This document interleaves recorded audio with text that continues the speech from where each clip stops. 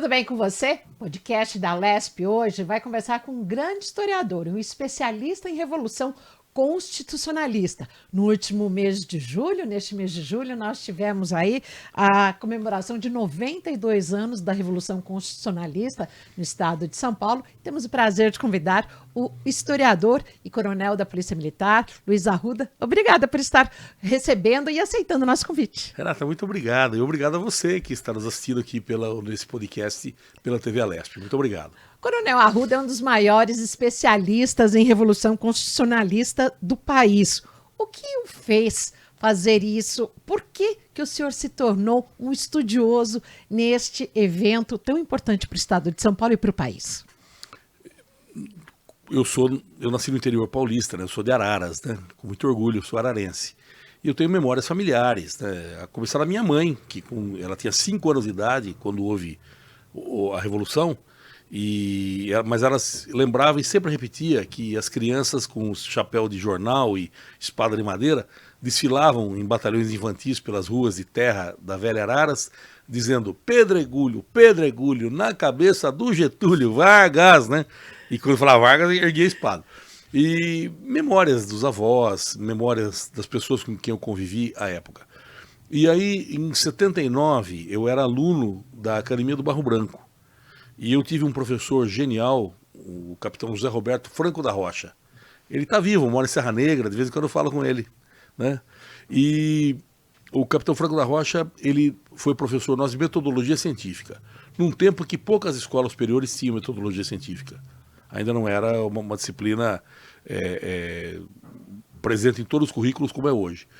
E ele, depois de falar sobre as normas de redação da ABNT, ele falou, olha, o semestre e o curso terminam com uma monografia. Ninguém sabia o que era monografia. Hoje, se perguntar para qualquer estudante, ele sabe o que é monografia. Na época não sabia. Que é o trabalho final. É o trabalho final de curso. A redação final de um trabalho. Isso mesmo, o trabalho de conclusão da disciplina, curso, né, de curso. E o tema era livre. Aí a gente era garotada, né, 200 cadetes, acho que 150 falaram de rota e de força tática.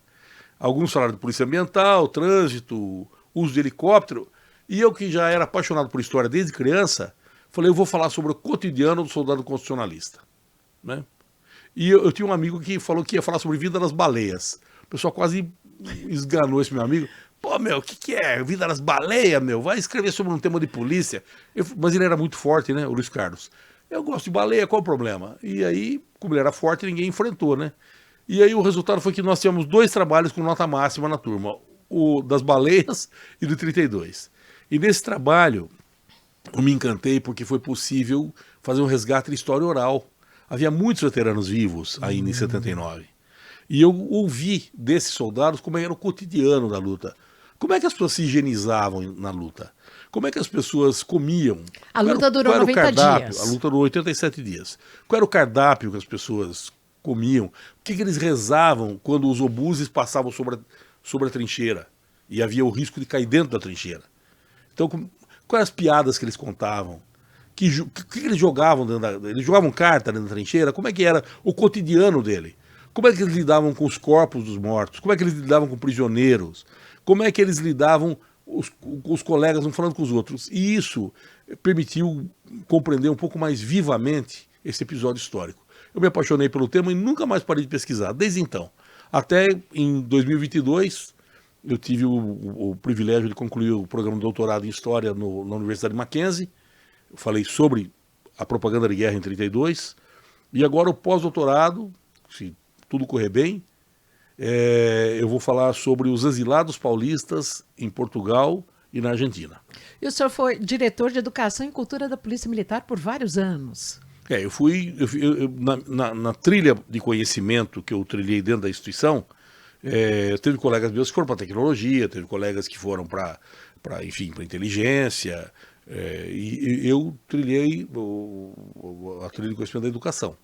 Então eu fui instrutor como tenente, depois na Academia do Barro Branco como capitão, aí depois eu servi como capitão na academia e eu tive o privilégio de comandar a Escola Superior de Soldados, a formação dos soldados da Polícia Militar, uma experiência única, e concluí minha carreira como comandei o Centro de Autoestudo de Segurança, promovendo o amoldamento no centro às normas do ensino superior brasileiro, norma da CAPES, enfim, foi um trabalho muito prazeroso. E eu concluí minha carreira como diretor de Educação e Cultura, responsável por todas as escolas, pelas 6 escolas superiores da PM, por 96 organizações gestoras de conhecimento, que não são escolas, mas que ensinam. Exemplo, o Canil não é uma escola, mas ele é uma organização gestora de conhecimento em sinofilia. Ele forma condutores de cães, né? O regimento de cavalaria, que forma cavaleiros, a diretoria de finanças, que forma pregoeiros, e assim por diante. E também, na área de cultura, eu fui o responsável pela banda sinfônica, pela banda da Polícia Militar e pelo Museu da Polícia Militar também. E alguém na sua família herdou esse gênio da história? Eu acho que o meu filho mais velho, ele tem talento para isso. O mais novo é adolescente, ele está na fase que ele gosta muito de tecnologia. Eu gosto de tecnologia, mas a tecnologia não gosta muito de mim. Agora, para começar a falar da Revolução Constitucionalista, dos bastidores, eu só queria destacar que o senhor lançou um livro no ano passado, A Guerra da Propaganda, que é um e-book, né? É muito curioso, porque os ecos da propaganda de 32 chegam ao nosso cotidiano, né? Ainda hoje tem gente que diz, não, porque foi uma revolução das elites, uma contra-revolução das elites, que queriam voltar ao poder, foi para separar São Paulo do Brasil, foi uma revolução fascista. São argumentos de propaganda que Vargas inteligentemente difundiu para mobilizar o país contra São Paulo, e que alguns ecos dessa propaganda até hoje chegam ao nosso cotidiano. Então, realmente, eu lancei. Primeiro, eu defendi a tese, aí a linguagem acadêmica é uma linguagem um pouco árida, né? Então, eu tive que transformar numa linguagem mais palatável. Aí eu lancei pela editora Verona A Guerra da Propaganda, que foi minha tese de doutorado. Em relação à Revolução de 32, o que o senhor tem para contar para a gente, momentaneamente, para depois a gente começar a falar dos bastidores? Bom, Vargas chega ao poder com uma promessa de modernidade política, fim da corrupção, fim do nepotismo, voto feminino, justiça eleitoral, eleições livres, e também uma promessa de renda, trabalho, fim da fome para as massas populares que estavam afetadas pela crise do café. Quando ele passa por São Paulo a caminho do Catete, do Palácio Catete, onde ele tomaria posse, no Rio de Janeiro, como presidente da República. Nas Laranjeiras, né? No Palácio do Catete. Ainda do Catete. No Catete. A Laranjeira era a residência oficial. A sede do governo era o Palácio do Catete. E ele caminhava aquele trecho entre a Laranjeira e o Catete. Todo dia de manhã ele caminhava e tal. E então, quando ele passa por São Paulo, ele é aclamado como o grande libertador, o líder messiânico que vai vai salvar o Brasil da fome, vai salvar o Brasil da miséria. Ele é aclamado entusiasticamente ao passar por São Paulo. Só que tão logo ele toma posse na chefia do governo provisório, as promessas acabam sendo adiadas. Ele não faz aquilo que ele disse. Ele toma posse como um chefe do governo provisório fortemente autoritário. Ele se cerca de jovens militares, os chamados tenentes, que haviam feito o Levante no Forte de 22, haviam feito a Revolução de 24 em São Paulo, que comemora 100 anos esse ano, né? Haviam feito a coluna Miguel Costa Prestes e haviam apoiado a Revolução de 30, né? Exceto o Luiz Carlos Prestes, que havia aderido ao comunismo e não participou da Revolução de 30. Então, o governo dele, provisório, assume um tom fortemente autoritário. Não vem voto feminino, não vem justiça eleitoral, não vem voto livre. A eleição é programada, mas não há confiança de que ele cumprirá o calendário, porque ele vai protelando, e a Constituição republicana é suspensa, e o país passa a viver sob uma ditadura, literalmente. E São Paulo, em particular, sente muito peso disso. Porque os apoiadores de Vargas em São Paulo, principalmente o pessoal ligado ao Partido Democrático, que era uma dissidência do velho Partido Republicano Paulista, quem eram essas pessoas? Francisco Morato, Cesário Coimbra, eram lideranças políticas dissidentes do velho PRP. Eles tinham certeza que seriam chamados para o governo paulista tão logo o Washington Luiz fosse derrubado. Não foram excluídos também. E São Paulo passou a ser governado, primeiro, por alguns dias, primeiro pelo comandante da região militar, o general Cífero de Moura, depois veio o José Maria Huítar, que era um banqueiro paulista, ficou alguns dias, saiu, aí veio o Plínio Barreto, ficou alguns dias, saiu, e aí começaram a vir os tenentes. Capitão João Alberto, que era pernambucano, capitão do Exército, e São Paulo achava que aquilo era uma ofensa. Nós não temos nenhum civil e paulista para governar São Paulo. E, claro, uma ditadura com características militares, toda a oposição era reprimida duramente, com violência. E a presença dos interventores aqui, com suas equipes, com seus assessores, foi uma tragédia para São Paulo. As cenas que se descreve da época são horríveis, né?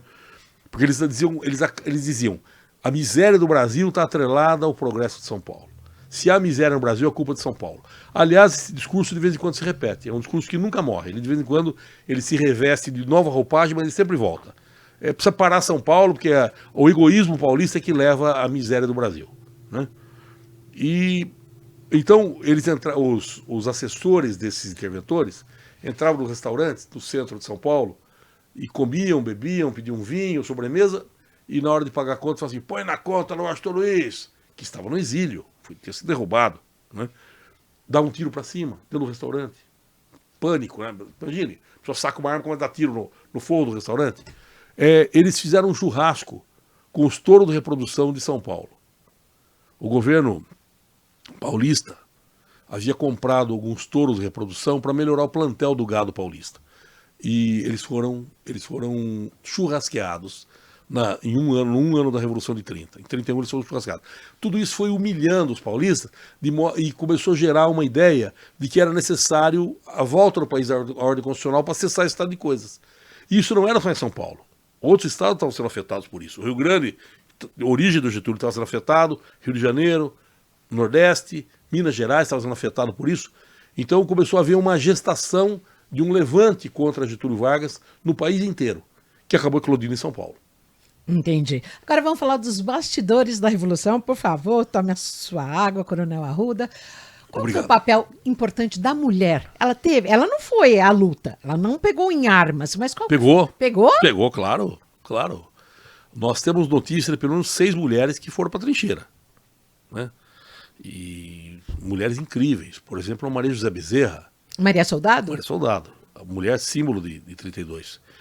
Ela foi para a luta, primeiro, ela era cozinheira da família da dona Nicota Pinto Alves. Que era uma família importante, São Paulo, ela era cozinheira há muitos anos na família. Quando ela viu a movimentação da família, ela falou, quer saber de uma coisa, eu vou para a guerra também. Fez o curso de enfermagem e seguiu com a Legião Negra, que eram 4 batalhões compostos por afrodescendentes. E ela se incorporou a uma dessas unidades e seguiu para a frente de batalha na frente sul, na divisa com o Paraná. E chegando lá, ela achou pouco ser enfermeira. Ela pegou um fuzil e foi para a guerra. Foi ferida em combate, né? Voltou para a trincheira. E quando a guerra acabou, em 57, ela estava velhinha. Ela foi designada, ela foi escolhida como mulher símbolo do movimento constitucionalista, né? E é curioso que em 38, quando o Getúlio veio inaugurar o túnel 9 de julho, convidaram a Maria Soldado, né? E ela, que era o apelido dela, da Maria José Bezerra. E ela compareceu, né, ao evento e tal. E o Getúlio, em 38, já estava de bem com São Paulo, né? Ele era muito hábil politicamente. Presidente, olha aqui, essa aqui é Maria Soldado, lutou contra o senhor em 32. O Getúlio abriu um sorrisão. Ô, dona Maria, que prazer conhecê-la. Estendeu a mão para ela, ela recuou a mão e falou assim, eu não dou a mão para ditador, viu? Virou as costas e foi embora. Porque o Getúlio era ditador de novo, né? Que era Estado Novo. Ela olhou para ele e falou, eu não dou a mão para ditador, virou as costas e foi embora, né? E... esse foi o papel dela, mas e da maioria das mulheres? Então. Eu vou citar mais um exemplo de uma mulher, se permitir. Claro. A Maria Esguaçábia. Maria Estela Rosa Esguaçábia. Ela nasceu em Araraquara, ela morava em São João da Boa Vista, ela tinha 32 anos. E ela ficou viúva no 5º mês da gestação. Então ela tinha uma filhinha de 10 anos, que ela criava sendo professora primária, né? Professora do Fundo 1. A escola rural onde ela dava aula ficava na divisa São Paulo-Minas. E ela viu a coluna Romão Gomes, que foi uma força muito importante de São Paulo na Revolução, entrar em território mineiro e Aí tocou pânico na coluna. Havia muitos garotos, estudantes. O garoto soltou a arma e saiu correndo. Quando o pânico ele é contagioso, né? Aí os outros começaram a correr também. Ela viu aquilo, ela saiu da sala dela, pegou um fuzil no chão, abandonado, colocou no peito do soldado. Falou, você vai onde? Não, volta pra trincheira, volta pra trincheira. Ele voltou. Ela falou, quer saber de uma coisa?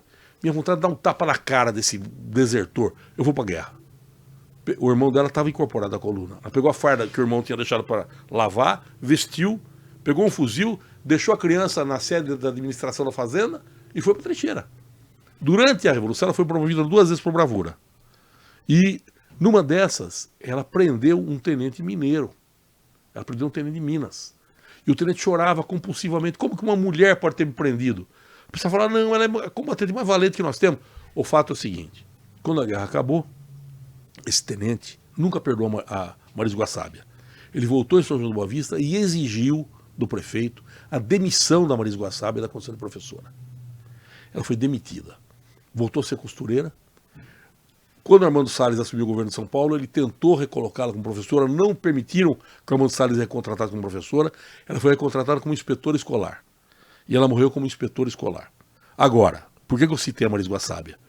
Porque o reitor da Unifeob e o reitor da Unifai, que são os 2 centros universitários reputadíssimos de São João da Boa Vista, num encontro, decidiram, ouvidos seus conselhos universitários por unanimidade, conceder a ela o título de doutora honoris causa em educação.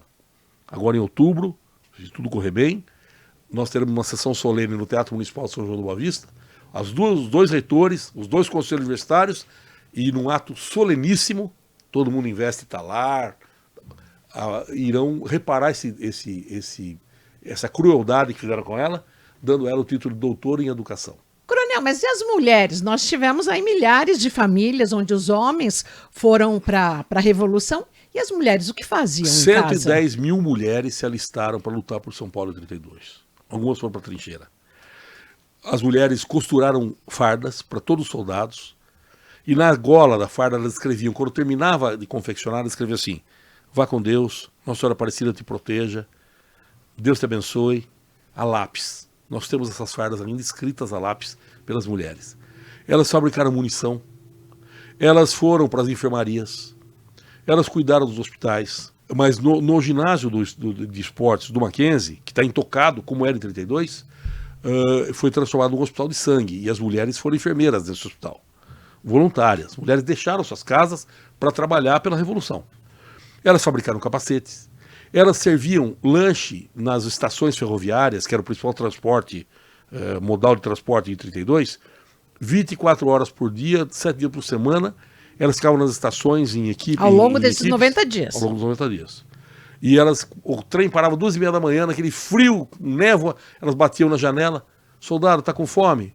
Se ele falava que sim, ela dava um lanchinho para eles pela janela. Elas organizaram as casas dos soldados, que eram lugares que o soldado podia chegar a qualquer hora da trincheira. Como se fossem os alojamentos. Exaurido. Ele tomava banho quente, vestia uma roupa limpa, tomava sopa de legume, comia pão, tomava café e ia dormir numa cama limpa. Não precisa mais que isso para ser feliz, né? E aí, elas escreviam cartas para os soldados que não recebiam cartas. As normalistas se reuniam e escreviam cartas relativamente impessoais para estimular soldados que não tinham família em São Paulo. Porque muitos imigrantes e muitos migrantes lutaram por São Paulo. Moravam aqui e lutaram por São Paulo. Só que eles não tinham família para escrever para eles. Sobretudo italianos, né? Muitos italianos. Mas árabes, judeus, russos. Né? E até japonês. Até japoneses. Nós temos pelo menos 6 japoneses que lutaram em 32. Né? Nelson Sameshima, José Iga e outros que lutaram em 32. Eram nipo-brasileiros. E as mulheres escreviam cartinhas para eles. Né? Caro soldado, sei que você anda muito triste porque ninguém escreve para você. Se você não tem ninguém, a partir de hoje me considere sua irmã, sim. Estou muito orgulhosa do seu esforço e não tenha medo se o vovô fizer barulho, porque sua causa é vitoriosa e seu batalhão é um dos mais valentes do Brasil. Se um dia você passar aqui por Mojimirim, passe na casa do soldado que eu faço questão de servir um cafezinho bem gostoso. As mogianas te enviam as suas orações e eu daqui desejo que você volte rápido, saudável e vitorioso. As crianças também tiveram participação importante na Revolução? Sim. Em que momento? Tome, por exemplo, que o mais jovem combatente paulista morto em 32 tinha 9 anos. foi Aldo Chiorato. Ele era um escoteiro, ele estava entregando correspondência na praça da estação ferroviária de Campinas quando houve um bombardeio aéreo por parte da ditadura da praça da estação. E um dos fragmentos de bomba acertou Aldo Chiorato quando estava tentando entregar cartas. E ele acaba morrendo, é o mais jovem combatente paulista morto. Mas nós temos Oscar Rodrigues, que tinha 14 anos, foi para a guerra. As crianças carregavam fenos para as trincheiras? Não, nós tivemos a grande participação do movimento escoteiro em 32. E um relato que nós temos, as crianças carregavam também, ajudavam a carregar, transportar carga para a trincheira. Mas um relato muito comovente dos escoteiros da Revolução de 32 é que eles ajudavam os médicos, legistas, a formalizar e encher os corpos de capim no Vale do Paraíba e costurar para mandar esses corpos de volta para São Paulo. O senhor conseguiu falar com pessoas que fizeram isso? Crianças à época? Falei com um deles. Então, o que eles faziam? Eles enchiam o corpo dos soldados mortos? Sim, o soldado morria em campanha, morria em batalha lá no túnel, na região de Cruzeiro e tal. Esse corpo tinha que ser mandado de volta para São Paulo. Ele não chegaria íntegro em São Paulo. Então os médicos tiravam as vísceras, né? E ficava aquele corpo exposto. Vazio, oco. Então os estudantes com 14 anos, os escuteiros com 14 anos, passavam formol por dentro e enchiam de capim e costuravam. Foi uma geração que amadureceu muito rápido. Eu me lembro muito, por exemplo, do depoimento do Geraldo Faria Marcondes. O Geraldo Faria Marcondes, ele tinha 19 anos. E ele tinha um amigo de infância que foi com ele para a guerra. Os dois voluntários. E o Geraldo Marcondes, eles cresceram juntos, estudaram juntos, começaram a namorar na mesma época, um era confidente do outro, os dois estavam na mesma trincheira. E aí um cara falou assim: ô Geraldo, eu quando sair daqui, rapaz, eu quero ver se eu monto uma empresa, porque eu tô querendo trabalhar... Parou de falar. Geraldo, que foi? O amigo estava morto. Eu tomava um tiro na testa. Nossa. Então isso marcou muito essa geração. As perdas da guerra, né? E as mulheres tiveram um papel tão importante em 32, voltando a falar um pouquinho da mulher, que em 32 a mulher era um cidadão de segunda categoria. Ela não podia negociar, ela não podia vender e comprar imóveis sem autorização do marido. O homem andava à frente? O homem andava à frente. Ela não podia escolher o lugar de residência da família. Não votava? Ela não votava. Ela não podia escolher a educação decidir sobre a educação dos filhos. Ela era relativamente capaz. Ela saía da guarda do pai para a guarda do marido. Esse era o papel da mulher em 32. Como as mulheres ocupam um papel relevante em 32, isso acaba sendo também um ato pela igualdade feminina. Lembrando que quando a guerra acaba, e em 33 vem eleições livres, preparando a Constituição de 34, Carlota Pereira de Queiroz, uma médica paulista, que coordenou a União Cívica Feminina, o esforço feminino paulista na guerra, tendo como sua principal articuladora uma jovem chamada Pérola Byton. Ela foi eleita... Que até então deu nome ao hospital aqui em São Paulo, que hoje se mudou para a região central da cidade, que é o Hospital da Mulher. A Pérola, ela era de americana, né? Ela é descendente de americanos. Casou-se com Roberto Byton, passou um período nos Estados Unidos e ela se encantou com a puericultura, com cuidado com as crianças na primeira infância, que os americanos tinham e o Brasil não tinha. E ela começa a praticar esses cuidados de higiene, de exame pré-natal, de amamentação, de aleitamento materno. Aqui no Brasil, ela é pioneira nisso no país, o que diminuiu muito a mortalidade infantil.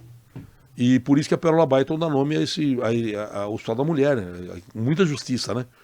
E a Pérola é a articuladora da Carlota Pereira de Queiroz, na campanha. É chefe de campanha da Carlota. E a Carlota é eleita deputada federal. Em 34 nós temos uma mulher essencial no processo da Revolução Constitucionalista, eleita deputada federal. A primeira mulher deputada federal do Brasil. 32 mulheres não votavam, em 34 a mulher senta no Congresso Nacional. E com a participação das mulheres, rapidamente, no que diz respeito à confecção de uniformes e também de fábricas que eram de pinicos e viraram capacetes, é isso mesmo? Nós tínhamos um laboratório de ensaio de materiais junto à Escola Politécnica. Ele cresceu tanto em importância em 32 que depois ele se tornou IPT. Né? Ele tornou-se um Instituto de Pesquisas Tecnológicas. E nesse laboratório trabalhava um engenheiro escocês chamado Ronald Douglas Maclean, que havia lutado na Primeira Guerra Mundial. e sabia que na guerra de trincheira, que seria a marca de 32, com o uso de granadas, com o uso de metralhadoras, a proteção da cabeça do combatente era essencial. O Brasil não usava capacete de aço na época. E o Ronald Douglas Macklin convence o governo paulista a produzir capacetes de aço. Então ele vai para a indústria Martins Ferreira, na Lapa, e lá ele prensa numa fábrica de ágata, né? Ele fazia panela, penico, bacia. Ele muda as máquinas e prensa o primeiro capacete paulista. Quando a guerra termina, nós temos 110 mil combatentes paulistas usando capacete de aço. O que a Revolução tem a ver, ou se foi em momento paralelo, à morte de Santos Dumont? Bom, a tragédia da Guerra Civil, né? O Santos Dumont está em São Paulo na época da Revolução. E ele está doente, ele está depressivo. E ele não quer que haja guerra no país. E ele se culpa muito pelo uso do avião como arma de guerra. Chega ele as notícias do bombardeio, de bombardeio aéreo e tal, e ele fica exasperado com isso. E então o sobrinho dele, o Vilares, leva o tio passar uma temporada de repouso no Hotel La Plage, no distante Guarujá, né? Quase... A princesinha do mar, né? Na Praia Virgem, né? Pouquíssimo ocupada, o Guarujá em 32. E ele assiste a hora que os aviões da ditadura, da Marinha, os hidroaviões vão bombardear o Forte Itaipu. Ele vê a cena da ida dos aviões para bombardear Itaipu. Ele não aguenta e ele comete suicídio. Ele se enforca com a gravata dentro do banheiro do Hotel La Plage. Ele havia sido instado pelos mineiros residentes de São Paulo a escrever uma carta em prol da Revolução Constitucionalista. E ele escreve um texto muito cuidadoso. Ele diz: olha, eu só acredito que o país possa voltar aos seus elevados destinos dentro da ordem constitucional. Mas o grande apelo que ele faz: por favor, vamos acabar com a guerra. Nós somos todos brasileiros. Mas você fala até emocionado. Temos que estar unidos, né? Temos que estar unidos, claro. Né? E o Santos Dumont, a guerra o afetou muito. E ele cometeu suicídio. Como ele era uma figura nacional, o país, em respeito à memória dele, não revelou esse fato. Constou que ele morreu por infarto agudo do miocárdio. Só muito tempo depois é que o país tomou conhecimento que havia sido um suicídio, porque a morte dele abalou os dois lados em combate. Muitas famílias tinham ouro em casa. No momento da Revolução, houve essa doação? São Paulo precisava de dinheiro para comprar arma. E aí foi aberta uma campanha do ouro, coordenada pela Associação Comercial de São Paulo. Essa campanha do ouro angariou mais de 6 toneladas de ouro, metais preciosos. Quem não tinha o que doar, os clubes esportivos deram seus troféus. Os atletas paulistas, Friedenreich, Araquém Patuscas, deram suas medalhas, deram seus troféus. A igreja doou muitos crucifixos, objetos de ouro, de prata, mas as pessoas que não tinham muito a doar deram suas próprias alianças de ouro. Elas compareciam a uma igreja, perante o sacerdote era feita a troca. Eles davam a aliança de ouro e ganhavam uma aliança de latão, dizendo: dei ouro para o bem de São Paulo. Eu conheci velhinhas que nunca trocaram suas alianças. O pessoal fala assim: vovó, troca essa aliança. Não, minha aliança de ouro eu dei para São Paulo. Eu posso classificá-lo como um garimpeiro da Revolução Constitucionalista? É um garimpo, né? Eu faço parte do time de garimpeiros. E é muito prazeroso, né? Muito prazeroso. É uma investigação, né? Mescla um pouco de jornalista com investigador, de polícia com historiador. Rapidamente, eu quero que o senhor fale da participação da imprensa na Revolução. O rádio é a primeira vez que se usa o rádio como arma de propaganda política no mundo. E o rádio é usado intensamente na guerra, inclusive à noite transmitia para Buenos Aires e de Buenos Aires para o mundo inteiro, porque São Paulo foi isolado. Então, o modo de romper o isolamento era através do rádio e da imprensa. Com todo esse conhecimento que o senhor tem, o senhor se tornou um consultor de novelas. Foi consultor do grande sucesso, maior sucesso do SBT, a novela Éramos Seis, dos Ricos Também Choram, da série JK e também O Só Coração da Globo, sempre nos momentos que se trata da Revolução Constitucionalista. Como é que é fazer parte disso, fazer parte da história? O público tem muita percepção de qualidade. quando você faz uma produção histórica, como essas que você citou, e que são bem produzidas, que tem uma boa consultoria, que tem um bom laboratório, o público responde a isso com audiência. As pessoas às vezes reclamam, não, porque o filme, o cinema brasileiro não tem público. Quando o filme é bom, tem público. Né? Se é um filme histórico, ele tem que ter uma boa consultoria. Não tem como não ter. Né? E eu tive esse privilégio realmente de trabalhar com a Maria Adelaide de Amaral nessas duas produções e com o Del Rangel na novela Os Ricos Também, ou na novela Éramos Seis. E também Os Ricos Também Choram, nos capítulos referentes à Revolução de 32. Foi muito prazeroso. Nós trabalhamos com muitos cadetes do Barro Branco que figuraram os combatentes, porque como ele já tem formação, então a conduta deles em campanha foi muito fidedigna. Eu sei que, por exemplo, eu levei veteranos até a trincheira para assistir a cena, os veteranos choraram compulsivamente, porque eles reviveram. E como consultor, só dava pitaco em tudo. Dava pitaco em tudo, né? Olha, esse curativo está mal feito, não é assim que se fazia curativo. Continência. Continência. Tinha um personagem chamado Raio Negro, né? Muito simpático, né? E ele era negro. E a cena dizia assim, ele tomou um tiro na cabeça e levou 6 horas para morrer. Eu falei, não, tá errado. Tiro na cabeça, antes de falar Carapicuíba, o cara já morreu. Então, não, tem que ser no abdômen, pro cara sofrer, né? Então mudou o tiro, não era mais na cabeça, era no abdômen. O Raio Negro ficou sofrendo, tal, horas, que era necessário pro roteiro da novela, né? E teve uma cena, por exemplo, muito marcante, do telegrafista. Havia lá um personagem, um ator, que faria o telegrafista. Aí eu falei pro diretor da novela, pro Del Rangel, Del, ele era telegrafista? Não é. Falei, então não pode. Você acha que milhões de pessoas estão assistindo essa novela? Não vai ter um telegrafista que vai dizer, ó, esse cara não é telegrafista? Arruda, você está atrasando a produção. Não quero saber. Arrumamos um tenente veterano da Polícia Militar, tenente Gilberto, 30 anos telegrafista. Ele chegou lá, se posicionou. Eu falei, Gilberto, não tem cachê. Ele falou assim, faço em memória ao meu pai, que foi telegrafista de 32. Qual é a mensagem? Aí pegou a mensagem, colocou, até o dedo, ele coloca assim, né? Não é o dedo telegrafista assim, começou pá. Aí o SBT recebeu uma enchente de ligações de telegrafistas do Amazonas, de Rondônia, os lugares do Brasil onde ainda tem telegrafia, cumprimentando o SBT pelo telegrafista. O público percebe muito a qualidade. Quer fazer uma produção histórica? Faça com consultoria, faça com qualidade, com laboratório. E o público responde.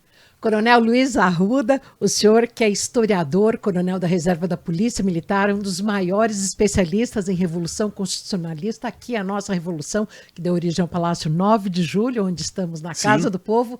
Muito obrigada pela sua participação, sem dúvida nenhuma, um programa muito gostoso. Aprendemos muito com esse resgate histórico, os bastidores, o cotidiano da Revolução. Muito obrigado, Renato, pelo convite. E 32, os ecos chegou até hoje. A USP é fruto de 32. A Escola Paulista de Medicina é fruto de 32. A Escola de Sociologia e Política é fruto de 32. O IPT é fruto de 32.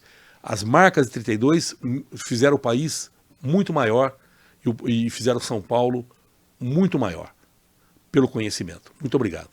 Obrigada a você também que nos assiste, obrigada pela sua audiência aqui na TV Alesp, no YouTube e no Spotify. Hoje tivemos uma verdadeira aula de história. Fique sempre com a gente. Obrigado.